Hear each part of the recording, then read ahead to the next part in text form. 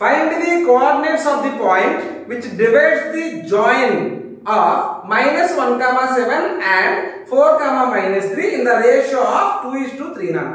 ఒక line segment ఇచ్చాడు, ఒక లైన్ సెగ్మెంట్ ఇచ్చి దాని పాయింట్ ఏ అండ్ బి అని ఇచ్చి మధ్యలో ఒక పాయింట్ ఉందంట. ఓకేనా, ఆ పాయింట్ అనేదట ఆ లైన్ సెగ్మెంట్ ని 2:3 రేషియోలో డివైడ్ చేసినట్లయితే ఆ పాయింట్ ఏంటి అని అడుగుతున్నాను నాన్న. సో చూద్దాం ఒకసారి. సో లైన్ సెగ్మెంట్ డ్రా చేయండి. సో లైన్ సెగ్మెంట్ పాయింట్ ఏమి ఇచ్చాడా, ఏ పాయింట్ వచ్చేసరికి -1, 7 అని ఇచ్చాడు అండ్ బి పాయింట్ ఇచ్చాడు 4, -3 అని ఇచ్చాడు.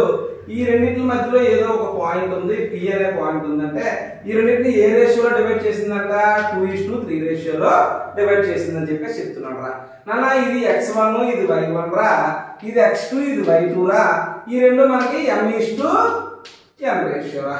ఫార్ములా ఏంటన్నా మనకి mx2 plus nx1 by m plus n, my2 plus ny1 by m plus n. So చూద్దాం ఒకసారి. m అంటే నాన్న 2 ఇంటూ x2 అన్నారా అంటే 4 ప్లస్ n అంటే నాన్న 3 ఇంటూ x1 అన్న, x1 అంటే -1 బై m ప్లస్ n అంటే 2 ప్లస్ 3 నాన్న 5.